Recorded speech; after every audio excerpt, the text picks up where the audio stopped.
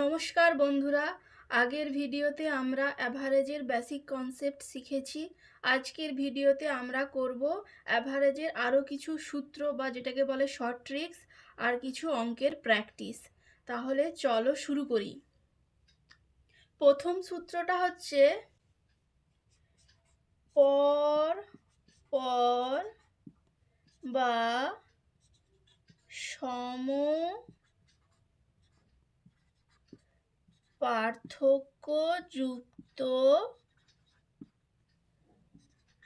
সংখ্যার গড় সমান প্রথম সংখ্যা প্লাস শেষ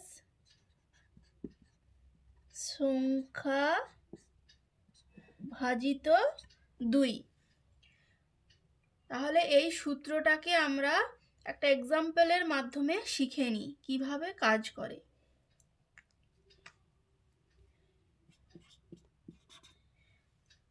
সূত্রে রয়েছে যে পরপর সংখ্যার গড়, পরপর সংখ্যা ধরি 2, 3, 4, 5, এই চারটি পরপর সংখ্যা নিয়ে নিলাম। এই সূত্র অনুযায়ী 2, 3, 4, 5 এই চারটে সংখ্যার গড় সমান হচ্ছে প্রথম সংখ্যা প্লাস শেষ সংখ্যা। এখানে প্রথম সংখ্যা হলো 2 প্লাস শেষ সংখ্যা হচ্ছে 5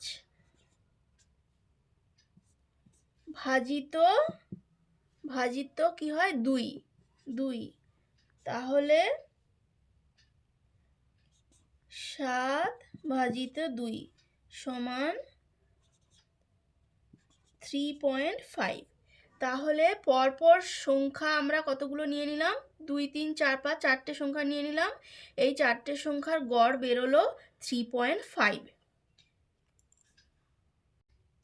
এবার আমরা দেখে নিই যে সমপার্থক্যযুক্ত সংখ্যার গড় কেমন হয়।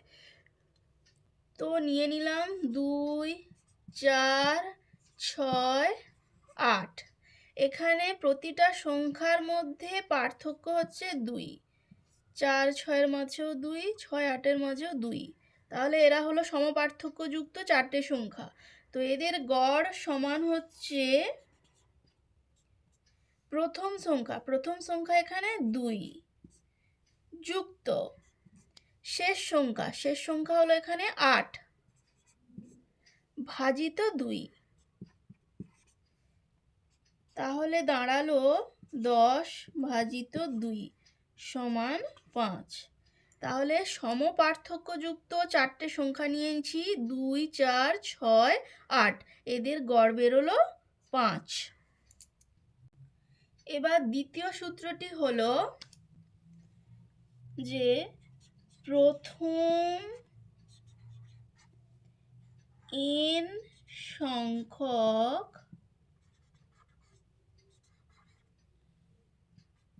প্রকৃত সংখ্যার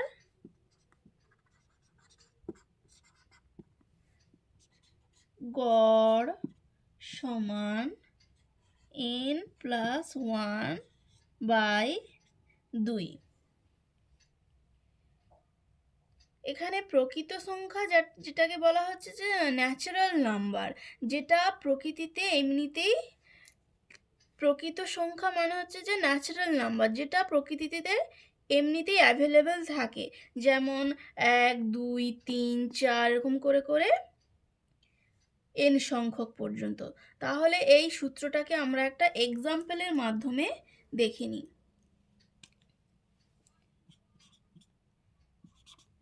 যদি আমরা নিয়ে নিলাম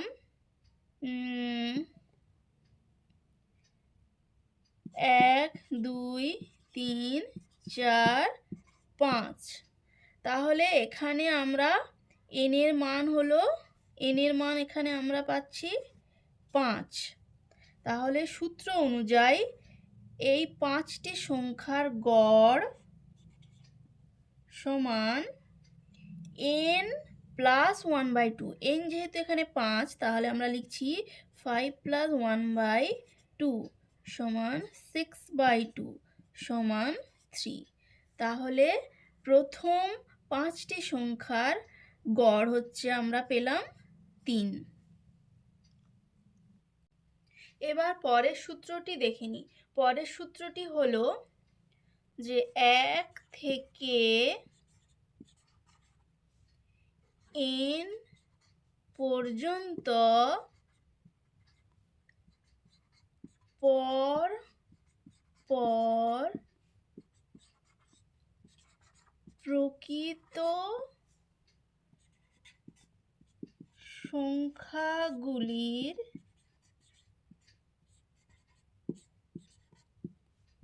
বর্গের গড় সমান n+1 ইন্টু 2n+1/6। মানে পরপর 1 থেকে n পর্যন্ত প্রকৃত সংখ্যাগুলি কেমন দেখতে লাগে, 1 স্কোয়ার 2 স্কোয়ার ডট ডট করে n স্কোয়ার পর্যন্ত যদি আমরা সংখ্যা নিই, এদের গড় হবে n+1 ইন্টু 2n+1/6। এটা আমরা একটা এক্সাম্পলের মাধ্যমে দেখে নিলাম। n সমান 5 নিয়ে নিলাম। তাহলে 1 square 2 square 3 square 4 square 5 square, এই সংখ্যাগুলোর গড় হবে, গড় সমান, যেহেতু n এর মান 5 তাই 5+1 ইন্টু 2n মানে 2 5 10, 10+1/6 সমান 6 ইন্টু 11/6 সমান 11 অ্যান্সার। তাহলে পরপর এই 5টি সংখ্যার বর্গের গড় হচ্ছে 11। এবার পরের সূত্রটি হলো 1 থেকে n পর্যন্ত পর পর প্রকৃত সংখ্যাগুলির ঘন, যাকে বলে ইংরেজিতে কিউব, এর গড় সমান n ইন্টু n+1/4। তো সংখ্যাগুলো কীরকম দেখতে লাগে, সংখ্যাগুলো ধরি 1 কিউব 2 কিউব ডট ডট করে n পর্যন্ত, যেহেতু n এর কিউব, তো এদের গড় বেরোবে n ইন্টু n+1/4। এই n এর মান বিভিন্ন হতে পারে, আমরা পরীক্ষার কোশ্চেনে যেরকম থাকবে সেই অনুযায়ী n এর মানও ভ্যারি করবে। একটা এক্সাম্পলের মাধ্যমে দেখে নিই। তো আমরা এক্ষেত্রে n এর মান নিয়ে নিই 3। তাহলে সংখ্যাগুলো হবে 1 কিউব 2 কিউব 3 কিউব। তো এদের গড় বেরোবে, গড় সমান n এর মান যেহেতু 3 ইন্টু n+1/4 মানে 3+1/4 সমান 3 ইন্টু 3+1 4, 4 স্কোয়ার মানে 16/4, 4 4 16 সমান 12। তাহলে পরপর 3টে সংখ্যার কিউবের গড় বেরোলো 12।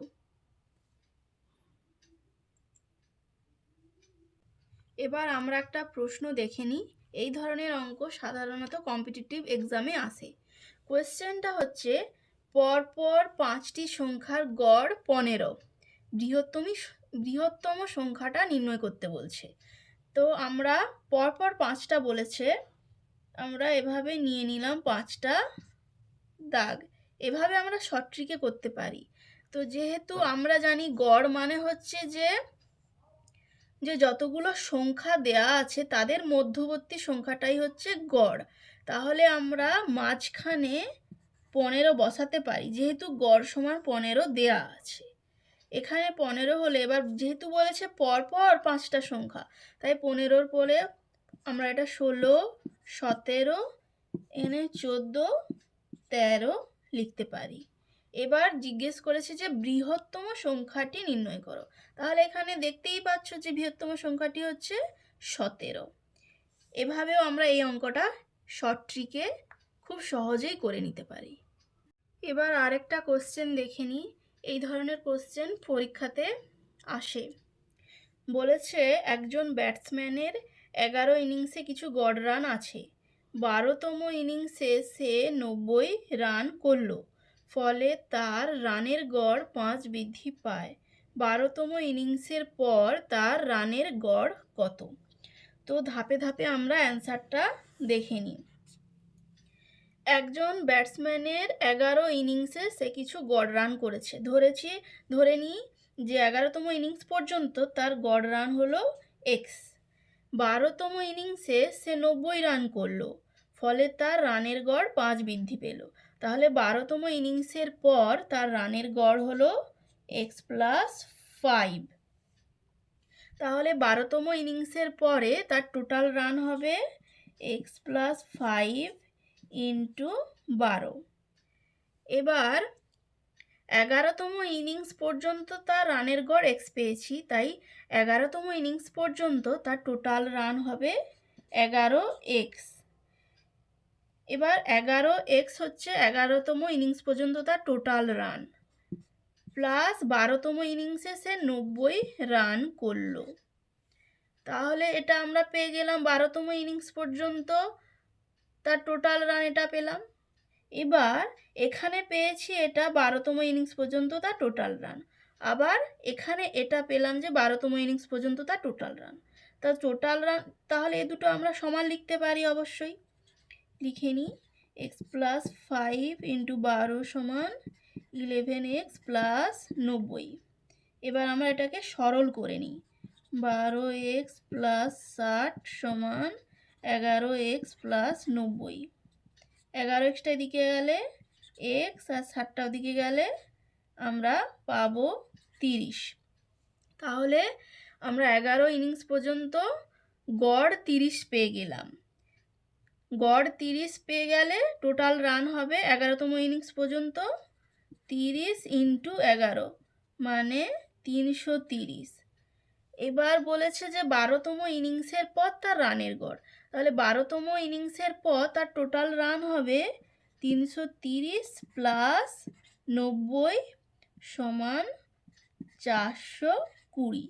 এবার গড় হবে 12তম ইনিংসের পর 420 ভাজিত 12 সমান আমরা লিখতে পারি 12 3 36, 12 5 60। তাহলে 12তম ইনিংসের পর তার রানের গড় বেরোলো 35।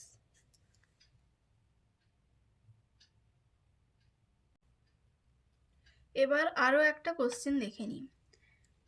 কোশ্চেন বলেছে যে 24 জন ছাত্র ও 2 জন শিক্ষকের গড় হচ্ছে 16, তাদের বয়সের গড় 16। শিক্ষকদ্বয়ের মোট বয়স 56 বছর হলে শুধুমাত্র ছাত্রদের বয়সের গড় কত? এবার চলো আমরা ধাপে ধাপে অ্যান্সারটা দেখে নিই। তাহলে আমার এখানে টোটাল যে ছাত্র শিক্ষকের সংখ্যা সেটা কত? 24 প্লাস 2 জন শিক্ষক, টোটাল আমার 26 জন রয়েছে। এবার তাদের গড় দেওয়া আছে 16, তাহলে 24 জন ছাত্র এবং 2 জন শিক্ষকের টোটাল বয়স হবে 26 ইন্টু 16 সমান 16 6 96, 16 দুগুণে 32 মানে 419। এবার বলেছে শিক্ষকদ্বয়ের মোট বয়স। যেহেতু দুজন শিক্ষক, তাই দুজন শিক্ষকের মোট বয়স দেওয়া আছে 56। তাহলে আমরা 419 থেকে 56 বিয়োগ করি। 419 থেকে 56 বিয়োগ করে পাই 6 7 9 6 5 11 363। এই 363 হলো আমরা টোটাল 24 জন ছাত্র এবং দুজন শিক্ষকের টোটাল যে বয়স সেটা 419 পেয়েছি। সেখান থেকে আবার দুজন শিক্ষকের মোট বয়স 56, তো দুটোকে বিয়োগ করে আমরা যেটা পেলাম 363, সেটা হলো 24 জন ছাত্রের মোট বয়স। এবার চেয়েছে যে শুধুমাত্র ছাত্রদের বয়সের গড় কত। আমরা মোট বয়স পেয়েছি শুধুমাত্র ছাত্রদের 363। এবার যেহেতু 24 জন ছাত্র, তাই 24 দিয়ে আমরা ভাগ করে নিলাম। এবার কাটাকুটি করে আমরা পাই 3 8 24, 3 1 3 3 মানে 6, 3 1 3, সরি এখানে 96 6 হবে, 16 6 96, 16 দুগুণে 32 41, তাই এখানে হবে 6। আচ্ছা এখানে তাহলে হবে 0 360, তাহলে এখানে হবে 360। এবার কাটাকুটি করি। কাটাকুটি করলে পাই 12 দুগুণে 24, 12 3 36, 0 2 15 30, 15। তাহলে শুধুমাত্র ছাত্রদের বয়সের গড় বেরোলো 15। তাহলে আজকে এই পর্যন্ত রইল। ভিডিওটা ভালো লাগলে লাইক, শেয়ার আর সাবস্ক্রাইব করো। আর যদি আরও এই ধরনের অঙ্ক প্র্যাকটিস করতে চাও তাহলে কমেন্টে জানিও। ধন্যবাদ।